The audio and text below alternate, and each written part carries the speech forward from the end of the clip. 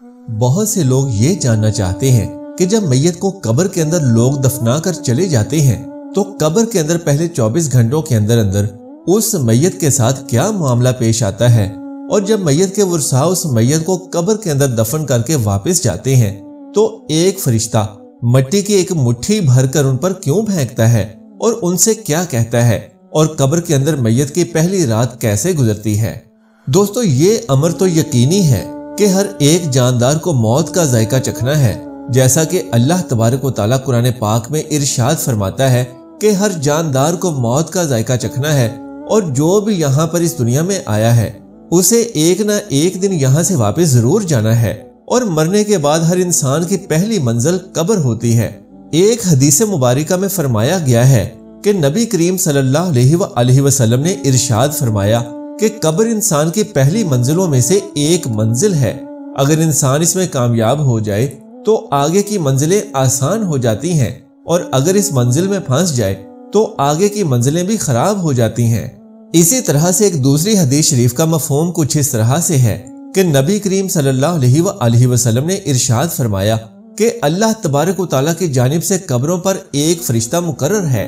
جب میت کو دفن کیا جاتا ہے تو وہ اس کی قبر کی مٹی کو برابر کرتا ہے، اور لوگ جب واپس جانے کے لیے مڑ جاتے ہیں تو قبر سے ایک مٹھی مٹی لے کر ان کے اوپر پھینکتا ہے اور کہتا ہے کہ اپنی دنیا کی طرف واپس چلے جاؤ اور اپنے مرنے والے کو بھول جاؤ۔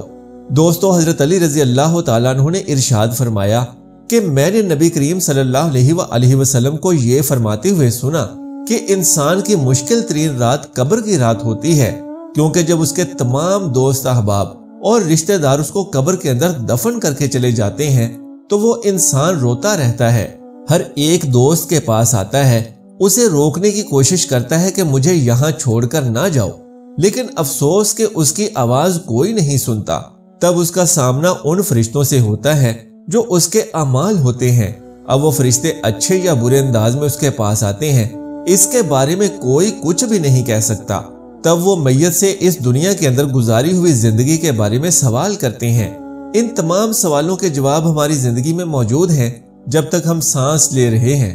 ایک حدیث شریف میں آتا ہے جس کا مفہوم کچھ اس طرح سے ہے کہ نبی کریم صلی اللہ علیہ وسلم نے ارشاد فرمایا کہ تم قبرستان جایا کرو، کیونکہ قبرستان موت کی یاد دلاتا ہے اور اس سے عبرت حاصل ہوتی ہے۔ میں نے اپنے رب سے اپنی والدہ کی قبر پر جانے کی اجازت مانگی تھی، مجھے اس کی اجازت مل گئی، لہٰذا تم بھی قبرستان جایا کرو، کیونکہ اس سے دنیا سے بے رغبتی پیدا ہوتی ہے اور آخرت یاد آتی ہے۔ حضرت سیدنا سعید بن مسیب رضی اللہ تعالیٰ عنہ ارشاد فرماتے ہیں کہ ایک مرتبہ ہم مولائے کائنات شیر خدا حضرت علی رضی اللہ تعالیٰ عنہ کے ساتھ مدینہ منورہ کے ایک قبرستان میں گئے۔ حضرت علی رضی اللہ تعالیٰ عنہ نے قبرستان والوں کو سلام کیا اور فرمایا،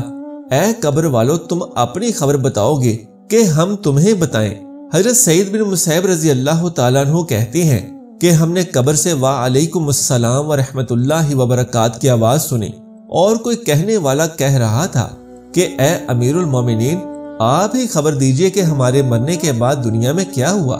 حضرت علی رضی اللہ تعالیٰ عنہ نے ارشاد فرمایا، سن لو کہ تمہارے مال تقسیم ہو گئے، تمہاری بیویوں نے دوسرے نکاح کر لیے، تمہاری اولاد یتیموں میں شامل ہو گئی، اور جس مکان کو تم نے بہت مضبوط بنایا تھا اس میں تمہارے دشمن آباد ہو گئے۔ پھر حضرت علی رضی اللہ تعالیٰ عنہ نے ارشاد فرمایا، اب تم اپنا حال سناؤ۔ یہ سن کر ایک قبر سے آواز آئی، اے امیر المومنین، ہمارے کفن پھٹ کر تار تار ہو گئے، ہمارے بال جھڑ کر منتشر ہو گئے، ہماری کھال کے ٹکڑے ٹکڑے ہو گئے، ہماری آنکھیں بہہ کر رخساروں پر آ گئیں، اور ہم نے جو نیک اعمال کیے ان کو پایا، اور جو کچھ پیچھے چھوڑا اس میں بھی ہمارا نقصان ہوا۔ دوستو، جب کسی بھی میت کو قبر کے اندر رکھا جاتا ہے تو اس کی نماز اس کے دائیں طرف آ کر کھڑی ہو جاتی ہے اور روزہ بائیں طرف کھڑا ہو جاتا ہے۔ قرآن مجید کی تلاوت اور اللہ تبارک و تعالیٰ کا ذکر سر کی جانب آ کر کھڑا ہو جاتا ہے، اور جماعت کے ساتھ نماز پڑھنے کے لیے جو قدم چلے تھے وہ پاؤں کی جانب آ کر کھڑے ہو جاتے ہیں۔ جب عذاب قبر میں اپنی گردن نکالتا ہے اور مردے تک پہنچتا ہے، اگر وہ دائیں طرف سے آتا ہے تو اس کو نماز کہتی ہے پرے ہٹ۔ خدا کی قسم، یہ شخص دنیا میں بہت مشقت اور تکلیف اٹھاتا رہا ہے، ابھی اسے ذرا آرام کرنے دو، फिर अजाब बाएं तरफ से आना चाहता है तो रोजा इसी तरह से उसे हटा देता है। फिर वो सर की जानिब से आना चाहता है तो तलावत कुरान मजीद और जिक्र इलाही उसको रोक देते हैं और उसे कहते हैं कि इस तरफ से तेरा रास्ता नहीं है। गर्ज ये कि वो जिस तरफ से भी आना चाहता है उसे रास्ता नहीं मिलता, यहाँ तक कि वो अजाब कमजोर होकर वापस चला जाता है। और इसके बाद जो कब्र के एक कोने में खड़ा होता है वो इन इबादतों से कहता है कि मैं तो इस इंतजार में खड़ा था कि अगर किसी तरफ की इबादत में कोई कमी हो तो मैं उसके तरफ से हमदर्दी करूंगा, मगर अल्लाह का शुक्र है कि तुमने मिलकर उसको दफा कर दिया, लिहाजा अब मैं अमाल तोले जाने वाले तराजू में इसके काम आऊंगा। दोस्तों, जब मैयत को दफना कर उसके वर्सा चले जाते हैं तो दो फरिश्ते जिनको मुनकिर और नकीर कहा जाता है उसके पास आते हैं, जिनकी आंखें बिजली की तरह चमकती हैं और आवाज बादल की गरज की तरह होती है। उनके दांत गाय के सींगों की तरह बाहर को निकले होते हैं और उनके मुंह से आग की लपेटें निकल रही होती हैं। बाल इतने बड़े होते हैं कि पांव तक लटके हुए होते हैं। उनके एक कंधे से लेकर दूसरे कंधे तक इतना फासला होता है कि कई दिन तक चलकर मुसाफिर को खत्म किया जा सकता है। मेहरबानी और नरमी उनके पास नहीं होती, लेकिन सख्ती वाला मुआमला मोमिनों के साथ नहीं करते। इसके बावजूद उनकी ऐसी हैबतनाक शक्लो सूरत ही किसी अजाब से कम नहीं होती। प्यारे दोस्तों, उनके पास एक लोहे का बहुत बड़ा हथौड़ा भी होता है, जिसको अगर इस दुनिया के तमाम जिन्नो इंस मिलकर भी उठाना चाहें तो उठाना तो दूर की बात, उसको हिला भी नहीं सकते। वो आकर उस मुर्दे से कहते हैं कि बैठ जा, और मुर्दा एकदम से उठकर बैठ जाता है और कफन उसके सर के नीचे से सरक जाता है। फिर वो सवाल करते हैं कि तेरा रब कौन है, तेरा दीन क्या है और तेरा नबी कौन है। अगर मुर्दा नेक और ईमान वाला होता है तो कहता है कि मेरा रब अल्लाह तबारक व तआला है जो वाहदहु ला शरीक है, मेरा दीन इस्लाम है और मेरे नबी हजरत मोहम्मद मुस्तफ़ा सल्लल्लाहु अलैहि वसल्लम है। ये सुनकर वो दोनों कहते हैं कि तूने सच कहा, और ये सुनकर उस कब्र की दीवारों को दोनों तरफ से हटा दिया जाता है। इस अमल से उसकी कब्र चारों जानिब से खूब वसीओ अरीज हो जाती है। और फिर वो उस मुर्दे से कहते हैं कि सर उठाओ, और मुर्दा जब अपना सर उठाता है तो उसको एक दरवाजा नजर आता है जिसमें से जन्नत दिखाई देती है। और वो फरिश्ते उस मुर्दे से कहते हैं कि ए अल्लाह के दोस्त, वो जगह तुम्हारे रहने की है, इस वजह से कि तूने अपनी जिंदगी में अल्लाह तबारक व तआला की अताअत और फरमाबरदारी की है। हदीस मुबारका में आता है जिसका मफहूम कुछ यूं है कि नबी करीम सल्लल्लाहु अलैहि वसल्लम ने इरशाद फरमाया कि कसम है उस पाक जात की जिसके कब्जा कुदरत में मेरी जान है कि मुर्दों को उस वक्त ऐसी खुशी होती है जो कभी खत्म नहीं होगी। इसके बाद वो फरिश्ते कहते हैं कि अपने पाँव की जानिब देखो। जब वो देखता है तो उसको दोज़ख का दरवाजा नजर आता है और उस दरवाजे में से दोज़ख का हाल नजर आता है। तो वो फरिश्ते कहते हैं कि ए अल्लाह तबारक व तआला के दोस्त, तूने इस दरवाजे से निजात पाली। उस वक्त भी बंदे को इस कदर खुशी नसीब होती है जो कभी खत्म नहीं होगी। इसके बाद उसकी कब्र में 70 दरवाजे जन्नत के खोल दिए जाते हैं, जिनसे वहां की ठंडी हवाएं और खुशबुएं आती रहती हैं, और वो क़यामत तक इन्हीं बहारों में रहेगा। सुभान अल्लाह।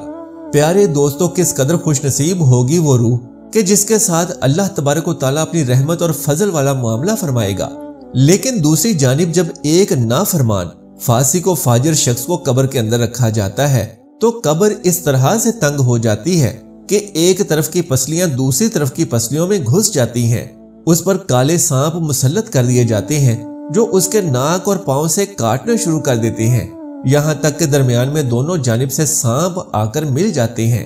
फिर उसके पास दो फरिश्ते यानी मुनकर और नकीर आकर सवाल पूछते हैं कि तेरा रब कौन है, तेरा दीन क्या है और तेरा नबी कौन है। और वो इनमें से हर एक सवाल के जवाब में ये कहता है कि मैं कुछ नहीं जानता। और ये सुनकर फरिश्ते उसको इस कदर जोर से मारते हैं कि उनके गुरस की चिंगारियां कब्र के अंदर फैल जाती हैं। इसके बाद वो फरिश्ते उसे कहते हैं कि ऊपर देख। वो ऊपर की जानिब जन्नत का दरवाजा देखता है, जन्नत के बाग और जन्नत की बहार उसको नजर आती है। फिर फरिश्ते उस बदनसीब इंसान से कहते हैं कि ऐ शख्स, अगर तू दुनिया में अल्लाह तबारक व तआला की फरमाबरदारी करता तो ये जन्नत ही तेरा ठिकाना होता।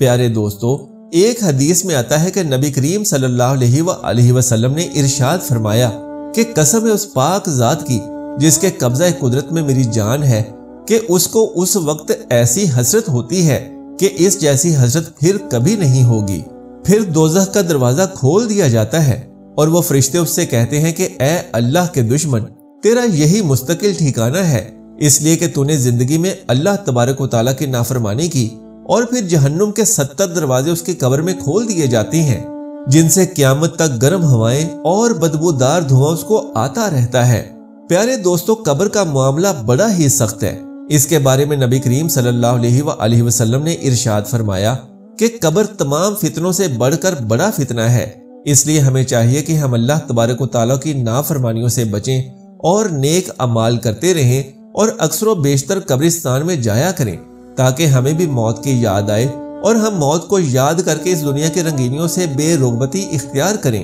اور آخرت کی تیاری کریں۔ اللہ تبارک و تعالیٰ سے دعا ہے کہ اللہ پاک ہمیں نیک اعمال کرنے اور گناہوں سے بچنے کی طاقت و توفیق عطا فرمائے اور جنت الفردوس کو ہمارا مستقل ٹھکانہ بنائے، آمین یا رب العالمین۔ پیارے دوستو، صدقہ کی نیت سے ایک مرتبہ اللہ تبارک و تعالیٰ کے 99 ناموں میں سے کوئی سا بھی ایک نام نیچے کمنٹ باکس میں ضرور تحریر فرما دیں۔ جزاک اللہ خیرن کثیرا۔ اللہ ہم سب کا حامی و ناصر ہو۔